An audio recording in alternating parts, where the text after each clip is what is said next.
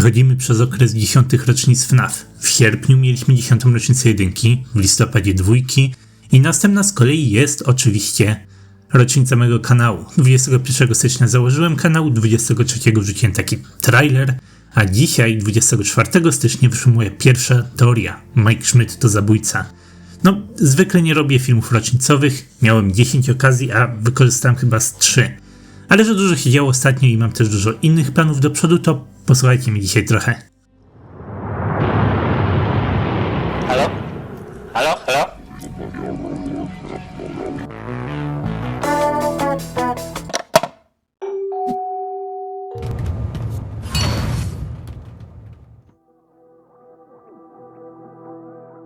W 2024 dużo się działo, bo w końcu mieliśmy 10 rocznicę. W ten rok wyszliśmy omawiając film FNAF i Help Wanted 2, które wyszły pod koniec poprzedniego, a zaraz zaczął się temat rocznicowych atrakcji, gry Into the Pit i tak dalej. Za to Click wypuścił demo FNAF wyścigówki i fajnie było zobaczyć północnego motorzystę w 3D i może nawet dostaniemy w tej grze jakieś fabularne wskazówki na pełną wersję. Ostatnio na streamie dołku mogliśmy zobaczyć poprawioną wersję dema, wygląda lepiej. Wciąż nie jakoś specjalnie dobrze, ale lepiej coś się rusza do przodu. W tym roku Scott wypowiedział się na temat developmentu Security Breach, a także pudełka FNAF. Jest to super rzadki moment, w którym Scott wypowiada się na temat fabuły. Dostaliśmy teaser Mimika, a potem niepubliczne demo na PAX West, którego nie można było nagrywać, więc dużo osób w nie zagrało, ale wciąż go nie widzieliśmy. Żeby czegokolwiek się na jego temat dowiedzieć, to powstają rekreacje tego dema i to samo w sobie jest strasznie zabawne. Mamy coraz więcej, coraz bardziej profesjonalnych projektów. Dostaniemy to demo zanim Steel Studios je pokaże. Dostaliśmy VIP-a, którego wciąż muszę omówić. Dostaliśmy The Week Before, który wyjawi mnie Fongaja i opowiada jego historię, wciąż muszę omówić. No i rok 2024 zostawił nas tak, że czekam na wyjście Secret Mimika i na drugi film FNAF. Obie te rzeczy wyjdą jeszcze w tym roku.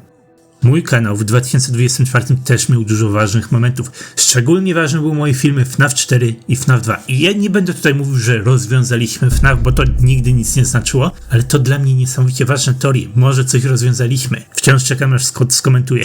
Shutter Victim, czyli teoria FNAF 4 jako pierwsza od 2015 roku daje nam solidną odpowiedź na temat losu ugryzionego chłopca, na temat narracji FNAF 4.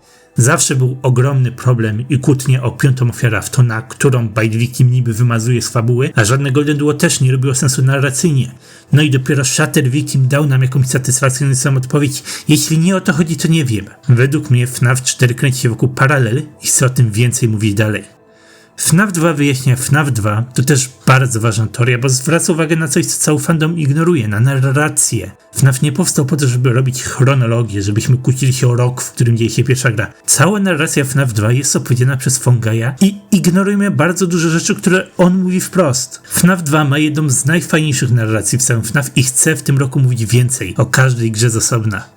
No i coraz lepiej rozumiemy Mimika. Książki już dawno się skończyły, a coraz więcej rzeczy pojawia się w grach. Jeśli dalej myślicie, że tutaj jest jakiś retcon i że to miał być oryginalnie Afton, to naprawdę spójrzcie jeszcze raz na te gry. Afton w tej historii nigdy nie miał celu. Fani byli wściekli, że plan Henry'ego się nie powiódł, a fabuła do niczego nie zmierzała. Wyszło Security Breach i było jeszcze gorzej i fandom wściekli jeszcze mocniej, że nic tutaj nie ma sensu. Ale gdy tylko pojawił się Mimik, to pojawił się ten sens. Czy naprawdę myślicie, że tu nie było żadnej narracji, a potem Scott wymyślił na ostatnią chwilę coś nowego, co łączy nagle wszystko do kupy? Tak nie było. Mimik od początku był w planach, ale był bardzo źle poprowadzony. Zrobię na ten temat jeszcze filmik później. Tymczasem ja na nowy rok wszedłem w remonty. Jak ten odcinek nagrywam, to jestem w pokoju gościnnym, jestem w trakcie przenoszenia się z pokoju do pokoju. Jestem padnięty. W 2024 osiągnąłem jeszcze jedno. Zrobiłem film na YouTube. Po angielsku. 5 filmów, 6 jest już w drodze. Od października prowadzę w tajemnicy drugi kanał na FNAF Teorie. No i nikomu się nie chwaliłem, że coś takiego robię, ale były ku temu powody. Po pierwsze, ciekawiło mnie, ile osiągnę od zera bez niczej pomocy. Wyobraźcie sobie, co by było, gdyby algorytm złapał ten mój filmik, YouTube wyrzucił wam na główną jakąś zagraniczną teorię i patrzycie, a tam ja jestem. Była szansa. Parę osób znalazło moje filmy i mnie rozpoznały. A po drugie, nie umiem mówić po angielsku, nie mam doświadczenia, nie mam akcentu, więc po prostu się trochę wstydziłem i nie chciałem od razu z tym wychodzić do ludzi. Teraz już mam trochę więcej pewności siebie, ale wciąż muszę jeszcze dużo poprawić. Drugi kanał nazywa się Słuchawo. Uwielbiam tę nazwę, bo to jest pongój na odwrót. Pongój to jest angielskie słowo fungi spolszczone. Za to słuchaw wzięło się od polskiego słowa słuchawka, która jest kojarzona z fungajem, i przerobiłem tą słuchawkę na angielski. Przez te miesiące wrzucałem w internet spoilery bez kontekstu. Mój awatar na socialach to zedytowany awatar nowego kanału. Napisałem na Blue Sky, że rysuję miniaturkę na drugi sekretny kanał, a wcześniej też pokazałem inną miniaturkę. Tak swoją drogą. Zapraszam na Blue Sky. Wciąż nie umiem rysować, ale tam możecie moje backgroundy zobaczyć. Najśmieszniejsza sytuacja, której nikt nie miał prawa zauważyć, to stream charytatywny Dołko, gdzie szły donaty pod nazwą Słuchaw, po prostu.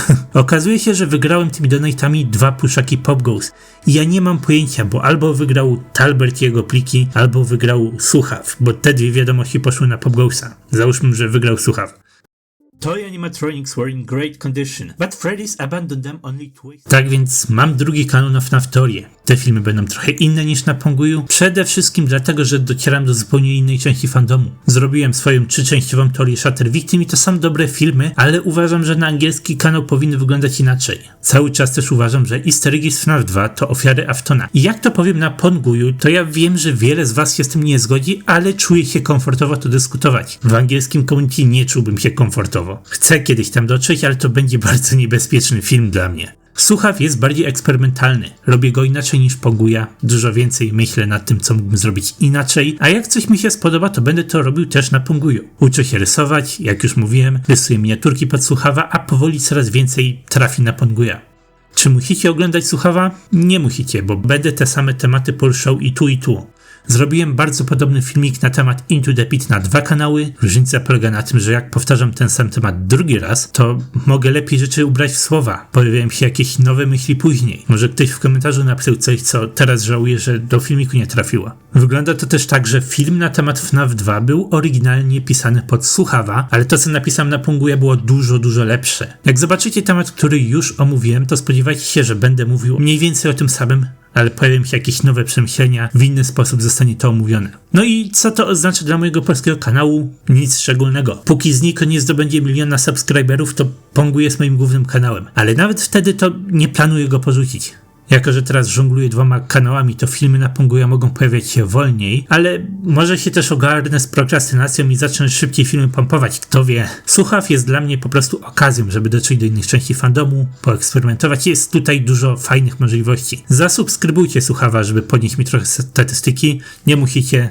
Filmy będą miały polskie napisy. Pierwsze mogą nie mieć jeszcze. Może to nadgonię później, ale wszystkie do przodu będą miały napisy na premierę. Także zrobiłem. Pochwaliłem się. 2025 to dla mnie rok dużych zmian. Zobaczymy, co będzie. Cały czas mam coraz bardziej pozytywne nastawienie do serii FNAF, no i choć minęło 10 lat, to wciąż jest sens tą serię śledzić i analizować. W tym roku chcę więcej skupić się na narracji. FNAF 2 wyjaśnia FNAF 2 i będę więcej takich filmów robił. Chcę też lepiej i szczegółowiej opracować Shatter Victima, bo mam parę nowych myśli. Jest parę rzeczy, które można było inaczej ugryźć, więcej powiedzieć. Wciąż jest masa ciekawych tematów, które można omówić na temat starej fabuły, a nowa fabuła też wchodzi w bardzo ciekawe momenty. Zobaczymy, co będzie. Na dzisiaj dziękuję wam za oglądanie i do zobaczenia dalej w 2025.